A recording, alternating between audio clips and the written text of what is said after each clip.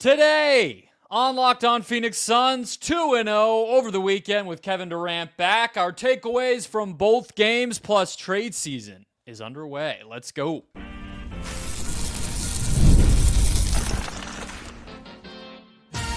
You are Locked On Suns, your daily Phoenix Suns podcast, part of the Locked On Podcast Network, your team every day. Welcome back into Locked On Phoenix Suns. I'm Brendon Kleen, a staff writer at Awful Announcing and a credentialed Suns media member. Thank you for making Locked On Suns your first listen to kick off your week. Happy Monday. Don't forget Locked On Suns, free and available on all platforms, including YouTube. So click that follow or subscribe button. Do what thousands of other Suns fans have already done. Become an everydayer and get locked on to the Phoenix Suns right here each and every day. Today's episode is, I'll tell you who it's brought to you by in a second. What's up, Ben? Garcia, my fellow Suns credentialed media member from the wonderful West Valley. I'm doing so good. Is the internet not loading decently over here on your side, Brendan? I usually switch over our little graphic editing website over to the ad website while I'm getting ready. Or your 35 tabs. Is that what's keeping you Honestly, from doing our I jobs? can't kind of blame the tabs here. That was part of the problem. One tab I thought I had it open right now. I have one tab open right now. I'm sure you have no less than 42. I don't know about 42, but it is a lot. I have too many to count. Robinhood Gold provides the privileges of a high net worth for any net worth. These generous benefits are now available for only $5 a month. The new gold standard is here with Robinhood Gold. Sign up at robinhood.com/gold. 116-109. Ben, the Suns get a win on Sunday night here as we're recording, and a 134-126 win on Friday night against the Utah Jazz as Kevin Durant came back, Bradley Beal left. We'll start with the Portland game, though, since that is the one freshest on the people's minds, and we're each just going to give one kind of all-encompassing takeaway that we are leaving each game thinking about. So, again, 116-109 at home on Sunday night, Ben. What was your biggest thought off of that win? My biggest thought off of that win over the Portland Trailblazers is the fact that Tyus Jones is becoming such an effective third scorer for this team. And I think that is so healthy to have for this Suns team because, and we'll have this conversation at some point, but it's kind of like I was telling you pre-show, like it's kind of like the Jusuf Nurkic thing. I know people just think Jusuf Nurkic sucks and he's a terrible player. Like it's just not the case. I just don't think he fits very well here. It's very similar to the Bradley Beal thing. I don't think Bradley Beal's washed. I think he's a great player, but I just don't know how well he gels here. It just feels like a lot of redundancy. Tyus Jones is perfect as the third scorer for this team. He is always available. He's always making it happen. And being able to get to the cup and have that patented floater, take on some bigger guys, or be able to take people on one-on-one while not turning over the basketball, which was a huge issue with Devin Booker and Bradley Beal when Kevin Durant was out. I don't think that can be overstated. And on the nights where he's not getting 19 points like he had tonight, it doesn't feel like anyone is upset or there's grumpiness because no one feels like they have to get him the ball like they do with Bradley Beal because he's not seen as a star. He's seen as that gritty role player that is just trying to get that next payday. And I think that is so big for the Suns. If they like down the line, I don't know, ship off Beal or Beal comes back or maybe he goes to the bench. I don't know. This team might just be better off with Tyus Jones being their third guy because he's consistently there and he's just very reliable. So that was the biggest thing I took away from today.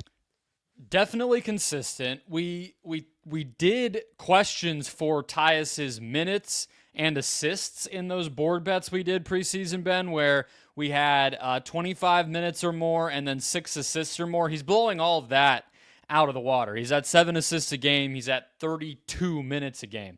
We didn't even do points because I don't think we necessarily expected that this would be part of what he brought to the table, but he's bombing from 3. He's making 43% of those shots. He is averaging a career high in points per game. He's been a massive fill-in for whether Booker was out or Beal has been out or whatever, he has been that guy. Here's the only issue. It's nice when he can do it. He can't be the third scorer on a great team. I mean, this is a guy that when Memphis was at its best, he's coming off the bench. He can't be the third best scorer on a great team. And that is a fundamental, I think, just reality here. So whether you're, my takeaway was about Beal, so I don't want to jump the gun all the way to that, but it's like one of those things where it's nice when it happens, but you can't set up your team thinking Tyus Jones is that guy, right? I think when your first two guys on your team, like Jaylen Brown and Jason Tatum, those two guys that can at times be very streaky. Jason Tatum last year, I'm thinking so in the playoffs where he was just really inefficient. I don't think Tyus could be the third scorer on that team because those two guys at times can be a little inefficient.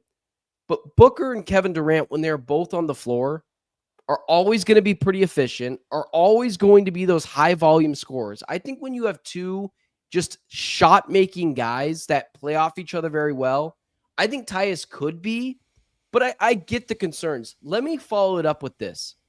Has Tyus, and I'd be curious to see what people say in the comment section about this too, so please comment this, but has Tyus been better than you thought when they first signed him, or do you think it's been exactly as you thought? Just a rock solid point guard who's been, because to me, man, he has thoroughly blown all my expectations away. And maybe it's because my expectations were a little low. And maybe that's on me. What about you? Yeah, I think he's exceeded expectations for me, but mostly in how he's used and how much he's used. Right? Like, and I know I keep hammering this point every time he comes up, but it's for a reason.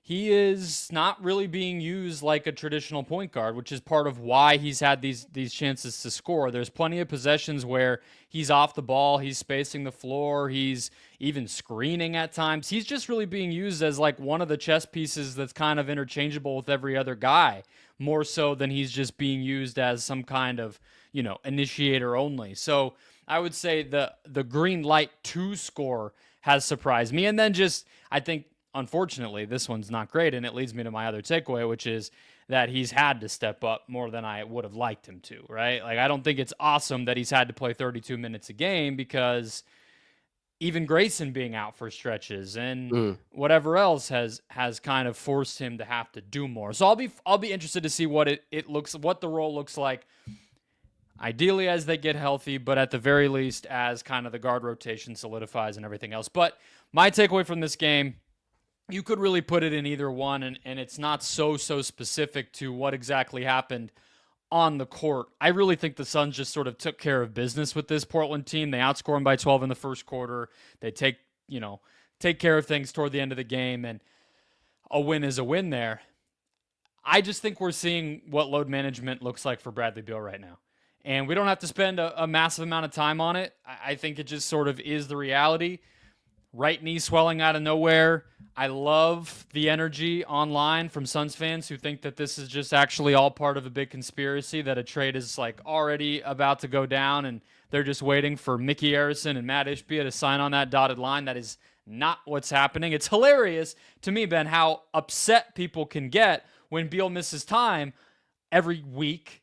And yet it happens again, and they convince themselves this time's different. Actually, it's because there's a trade. But regardless of all of that, the point is, we talked all throughout the beginning of the season when injuries started to hit. How do the Suns manage it? This is how they manage it. And I think Beal might even miss more games than he did last year in order to be healthy by April. And they're just going to have to deal with it and win games exactly like this when he does have to miss time.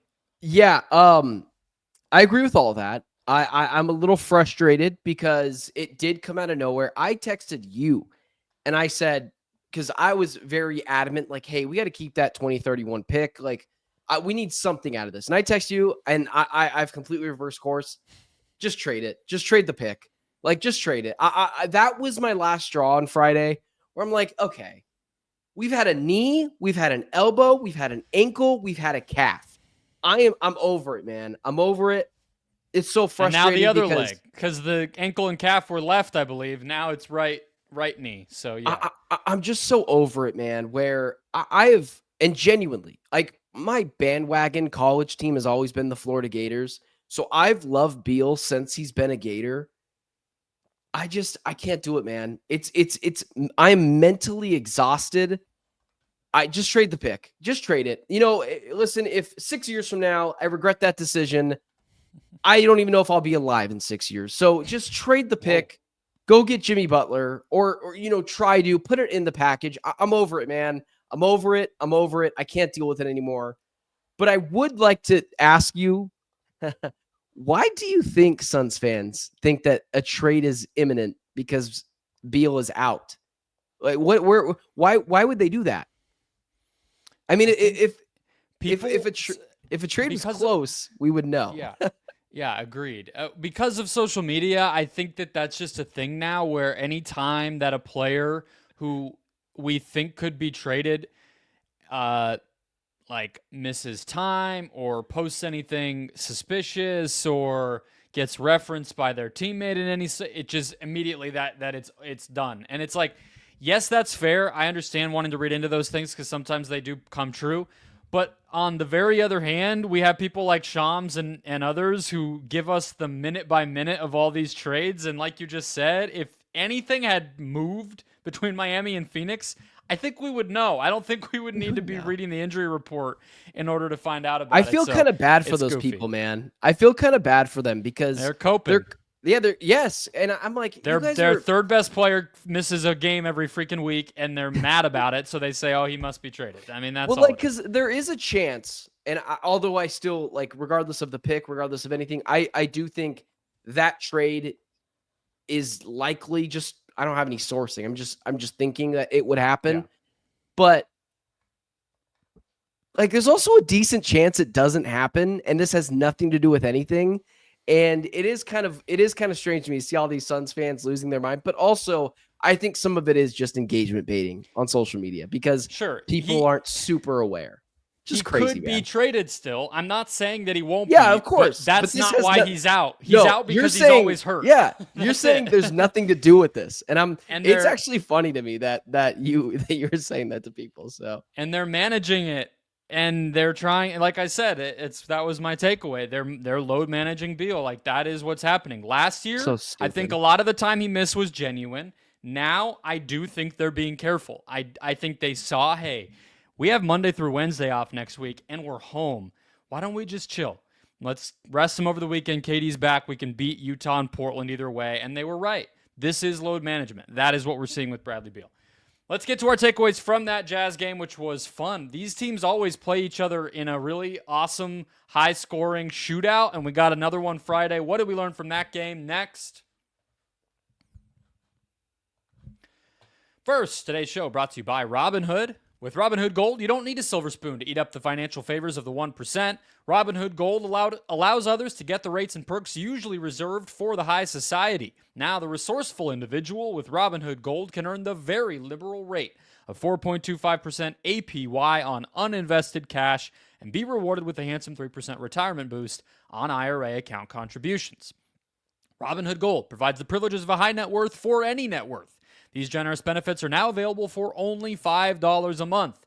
The new gold standard is here with Robinhood Gold. Sign up at Robinhood.com/gold. Terms apply. For product-specific disclosures, visit Robinhood.com/gold. Investing involves risk. Rate may change. Gold membership is offered by Robinhood Gold, LLC.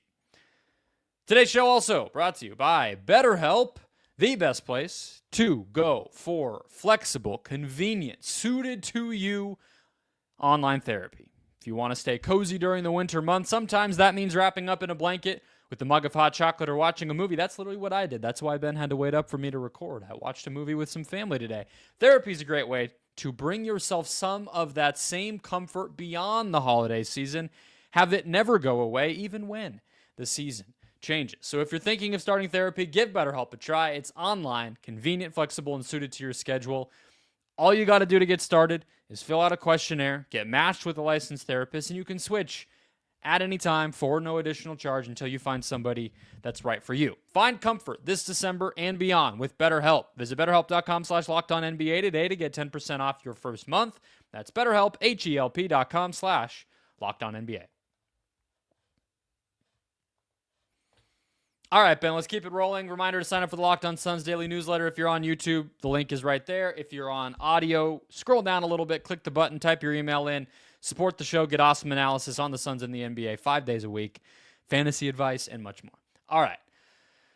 Takeaway from the Friday game where the Suns beat the Utah Jazz in Utah, 134-126. I swear, for whatever reason, Ben, if there's any game I want to watch each of the past few Suns seasons, it's the Jazz. They play these crazy shootouts with this team every single year, and we get some really fun games. This one delivered as well, both Book and KD going for 30+. My takeaway is this should be our expectation for this offense. This is what they're capable of. Yes, the Jazz are an abominable defense. Yes, the youth and undersized guard, you can throw all of it out there. I get it. They're a bad team. They're 5-19 for a reason. I understand that. But 134, 53% from the field, 22 of 45 from three-point land, 36 assists, just 7 turnovers. Like, this is an offensive masterpiece. And it should not be the only one we've seen all season. And it sure as hell should not be the only one we see the rest of the season. This is the standard this team deserves to be held to on the offensive end. This is what we thought they were capable of when they were put together. And by the way, like we just talked about, they didn't even have Bradley Beal on the court. This should be common. And it was awesome to watch, but they just bumped up the benchmark for themselves in Salt Lake City. I understand, because I said this on the show, on the solo show that I did, that like the Suns were really bad without KD, and teams without their best player, they're not going to be very good. Maybe the Suns shouldn't have been as bad, but they're not going to be very good. What I don't understand is with Kevin Durant in the lineup, this is his first game back, right?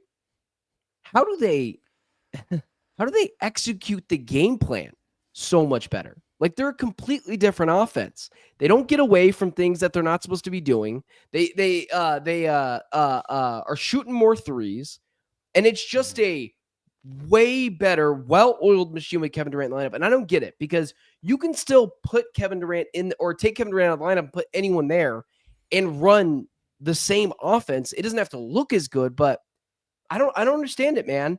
I know Kevin Durant is one of the greatest players of all time, but I don't get why it takes them completely out of their game plan every time he's gone.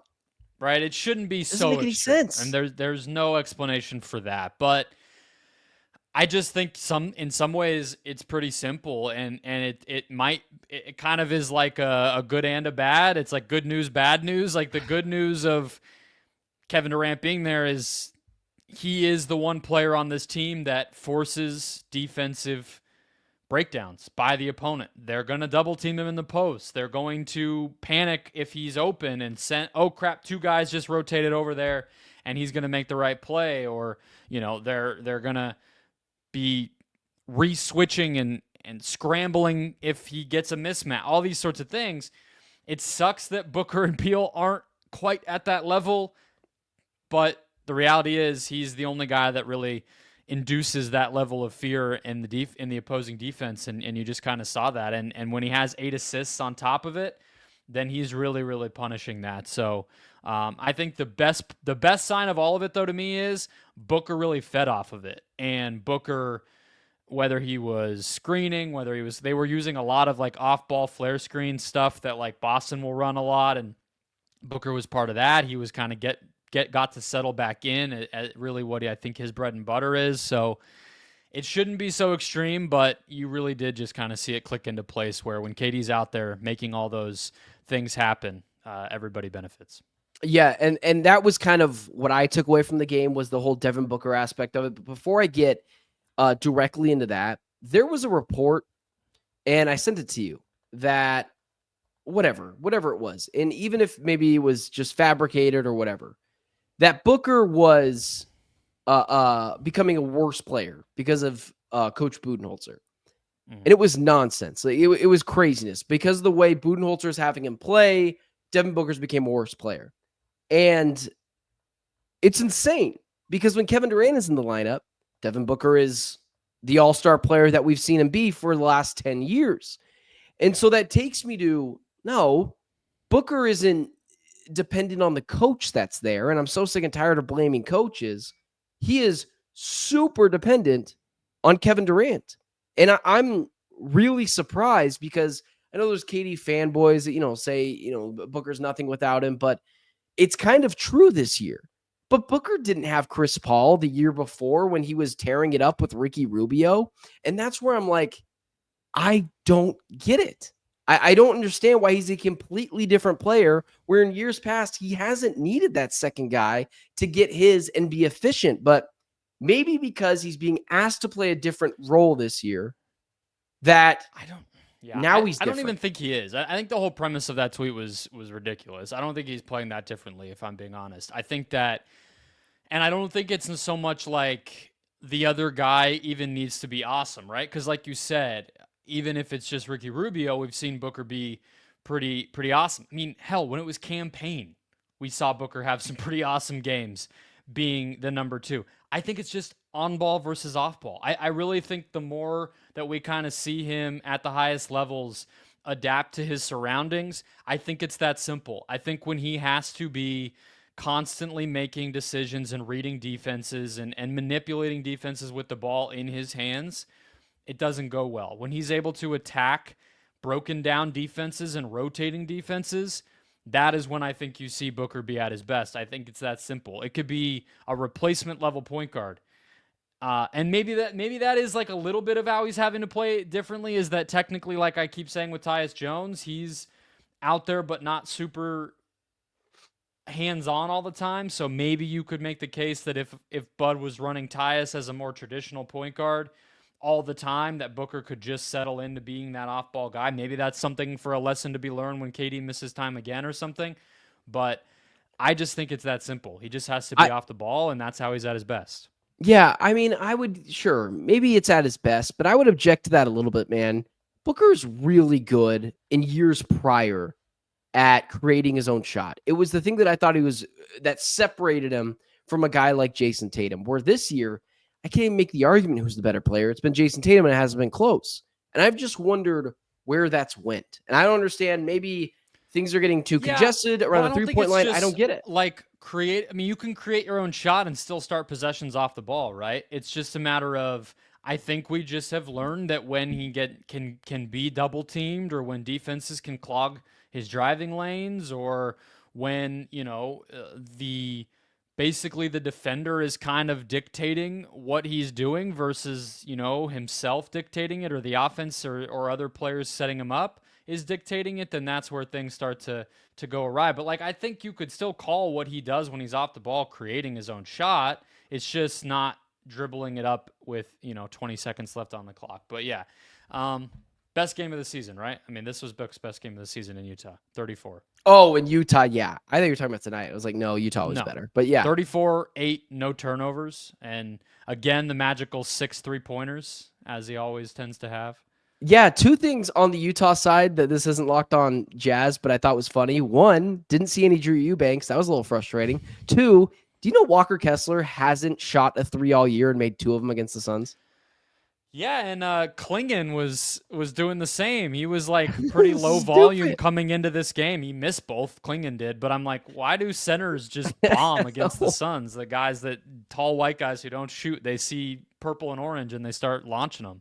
I just thought that was crazy. I was like, Walker Kessler doesn't shoot threes, and then I don't know, man. Guess the Suns. I guess he does. I guess he does. So, all right, quick trade segment to close out the show, because we want to look. It is December 15th today as we're recording this. It'll be the 16th when you're listening for the most part. Most of the NBA is now available. We've talked plenty about Jimmy Butler, but down the pecking order of this Suns team, who's actually available? What's realistic there? We'll give our early thoughts as trade season begins next. First, today's show brought to you by the FanDuel Sportsbook. Get ready to tackle the NFL action with FanDuel, America's #1 sportsbook, because right now new customers can bet $5 and get $150 in bonus bets if you win. The FanDuel Sportsbook app gives you everything you need to place live bets on the NFL all in one place. When you get a hunch in the middle of the game, check out the latest stats, view live play-by-play, and so much more on the same page where you place your bets. Just visit FanDuel.com to join today. Let's check out college football playoff is probably not the place to go for an easy win, but we have the world of college basketball, as I keep pointing you to, and Texas Tech on Monday night, minus 20,000, hosting wonderful Oral Roberts. Do you know where Oral Roberts is, Ben? You have any idea where that school is?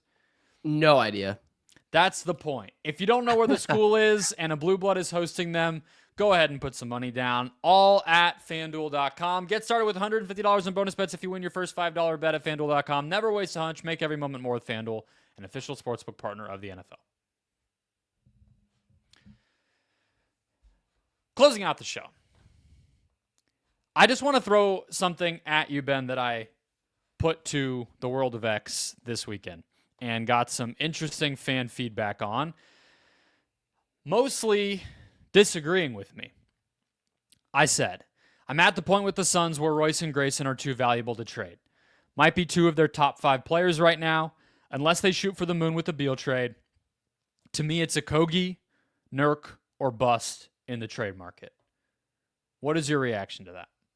Yeah, I don't think it's crazy because I understand the value of having a guy that can shoot a 3 and make it and be effective coming off the bench. Now that I say bench, I'm talking about Grayson Allen.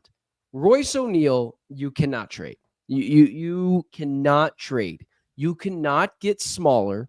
You cannot have someone who can't hold his own as the small forward on this team. This team is already small enough as it is. Royce O'Neal is not the defender he used to be, but he's still he's not getting blown past. Grayson Allen is way more expendable. And if you're asking me, is probably a sell high guy right now who, although didn't shoot the ball super effectively tonight, shot it pretty well against the Utah Jazz the other night and has started been getting his feet under him. And for some reason, just isn't shooting the ball very well at home. Usually that kind of stuff changes and will at least go back to the mean. Grayson is a small guy. He's redundant to what the Suns already do.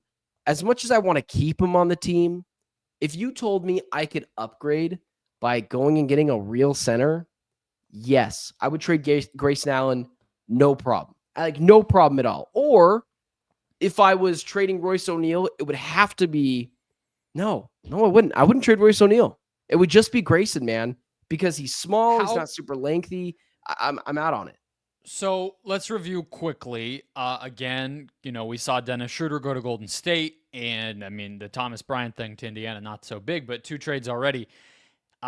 Things are moving. So the Suns have Nurkic at $18.1 million. Allen makes $15.6 million. The other thing about Royce is his contract's actually pretty tiny this season because he signed such a long deal that it goes up pretty considerably. So it's only 9.9 this season. It's really not going to get you a ton relative to some of those other guys anyway. And then Okogie, who I mentioned, basically a walking trade exception, basically, is like what the cap nerds like to call those guys, $8.2 million. He's like with KJ Martin and some of those players. Why is he making $8 million? It's just so funny. For that exact reason. He's a walking trade exception. Yes, but it's just really funny. It's just really funny to have him making $8 million. Shout out Josh Okogie. He did man. His time and he got his bag. So yeah, that's where they are. My question back to you then on the Grayson topic is, how good would the center have to be? Because part of why I think if it's not going to be a Beal trade, right? Like, let's just get that out of the way. The Butler-Beal thing is its own category. Yeah, but 100%. If we're kind of talking about a move on the margins, where I'm at is Grayson and Royce, I just don't really think you're actually going to get that much better at the wing or forward spot, right? Like, it'd be kind of weird if you're telling me we traded Grayson, like if you're James Jones saying, we traded Grayson because we wanted to get, a 3-and-D wing who fit our identity better. It's like, that's kind of already what he is. Yeah, he's 6'4". You'd like it if he's 6'8", 6'9". But what are you really gonna? That's just not really a type of trade that happens where you trade one player who already is a certain archetype and you get like a 10% 20% better version of that exact archetype. That's just not really the type of thing. So I tend to come back to where you are, which is a center makes the most sense, right? But I look around the league, and a lot of the centers that I might try to target are probably cheaper. And so maybe you can just get them with Okogie anyway. So how good does the center have to be for you to be willing to give Grayson Allen up is my question. It's a really, really good point, and I should have had that in the back of my mind right as when you asked me. But it gave me enough time to go look at some of the guys that you could go get for Grayson Allen. And you're looking at an Isaiah Stewart or a Dorian Finney-Smith or a Mitchell Robinson, or you're not getting Daniel Gafford, you're not getting Naz Reid, but you're not getting, obviously, Victor Wembanyama. But I'm looking at some of these guys. Robert Williams would be intriguing, but the issue with guys like Robert Williams is the injury factor. And I'm not trading Grayson Allen for a guy that's even a bigger question mark than Jusuf Nurkic on night in, night out. So I wouldn't be able to see, just going through it right now, what you'd be able to get for Josh Okogie, but it's a good point. Would I trade Grayson for Dorian Finney-Smith? Yeah. Would the Nets do that trade? I don't think so. Would I trade Grayson Allen for Isaiah Stewart? No, man, I don't think I would. Isaiah Stewart doesn't move the needle enough for me to be able to be like, yeah, that's my guy. So it's a good point, man. It's just something I didn't really think of. So maybe I'm not moving off of Grayson either. Now, if it's either Isaiah Stewart or nothing, maybe you push me over the barrier and I have to do it. But Grayson, you're right, man. The money just doesn't match because you can't just trade a guy just to trade a guy. So that would be my thoughts on that. Maybe it is a Josh Okogie guy who makes, I think it was $8 million this year. And then at that point, you're looking at guys like, Paul Reed isn't even on the team anymore. You could just pick him up for nothing. There's just not a lot of, there's not a lot of centers in general who would make that kind of money, unless it's a Jonas Valanciunas, but even that wouldn't work either. So that's really interesting. Well, and as we just saw with the Thomas Bryant trade, which again is not that huge of a deal, but it just kind of shows that center is also pretty competitive. Like teams want centers. And so, like the Valanciunas deal, for instance, right? Like the minute Washington signed that, we already were like, oh, he's getting traded, right? And, you're already kind of hearing like the rumors about Vucevic, and nobody wants to pay top dollar for centers anymore, but everybody needs versatility at that position, right? You saw it with Dallas, where they trade up in the draft to get Derek Lively, and they trade for Gafford at the deadline, and PJ Washington, who was like theoretically kind of a small ball center, they go get him too.